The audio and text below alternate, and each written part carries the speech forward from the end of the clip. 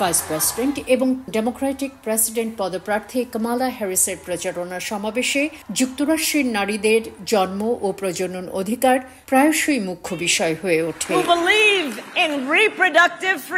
আমরা যারা জন্ম ও প্রজনন স্বাধীনতায় বিশ্বাসী তারা ডোনাল্ড ট্রাম্পের চরম গর্ভপাত নিষেধাজ্ঞা বন্ধ করব, কারণ আমরা বিশ্বাস করি নারীরা তাদের নিজেদের শরীর সম্পর্কে সিদ্ধান্ত নেবে।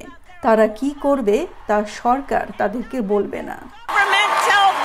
2020 সালে সুপ্রিম কোর্ট যে গর্ভপাত বিষয়ক ফেডারাল সুযোগ সুবিধা বাতিল করে দেয়, সাবেক প্রেসিডেন্ট ডোনাল্ড ট্রাম্প তার প্রশংসা করেছেন। তিনি আমেরিকার রাজ্যগুলো গর্ভপাত মঞ্জুর করবে কি করবে না সেই এখতিয়ার প্রতিটি রাজ্যের আলাদাভাবে নেয়ার পক্ষে জোর দেন।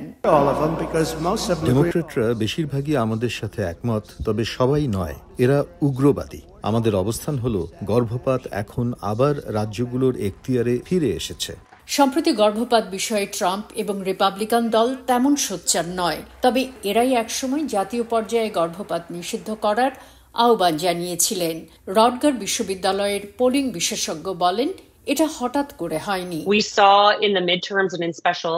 আমরা মধ্যবর্তী এবং স্পেশাল নির্বাচনে দেখেছি, যখন গর্ভপাতের বিষয়টি প্রত্যক্ষ বা পরোক্ষভাবে ব্যালটে থাকে তখন এটাই প্রতীয়মান হয় যে নির্বাচনী বিষয়টি গুরুত্বপূর্ণ এবং ভোটাররা প্রজনন স্বাস্থ্য ইস্যু এবং গর্ভপাত ইস্যুতেও তাদের সমর্থন দিয়ে থাকেন।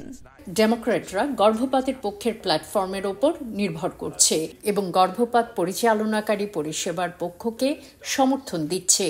যেমন 23 জুলাই ভাইস প্রেসিডেন্ট কামালা হ্যারিসের স্বামী ডাগ এমহফ ভার্জিনিয়ার ম্যাকলেইনে একটি জন্ম ও প্রজনন স্বাস্থ্য কেন্দ্র পরিদর্শন করেছেন।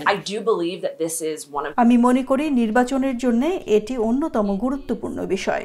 ভাইস প্রেসিডেন্ট এবং তার স্বামী এই বিষয়টিকে মনোনিবেশ করবেন, আমাদের সাথে যোগাযোগ অব্যাহত রাখবেন এবং একটি পরিকল্পনা নিয়ে কাজ করবেন। গর্ভপাত বিরোধী গোষ্ঠীগুলোর মধ্যে এমন অনেকে আছেন যারা সন্দেহ করেন যে জন্ম ও প্রজনন অধিকার বিষয়গুলোর জন্যই নভেম্বরের নির্বাচনে রেকর্ড সংখ্যক ভোটারকে ভোটদানে আকৃষ্ট করবে। ট্রাম্প পক্ষের প্রার্থীরা সম্ভবত হ্যারিসের প্রচারণার মতো গর্ভপাতের দিকে তীব্রভাবে নজর দেবেন না। আমি মনে করি তাদের কাছে যা গুরুত্বপূর্ণ সেই বিষয়েই তারা কথা বলবে।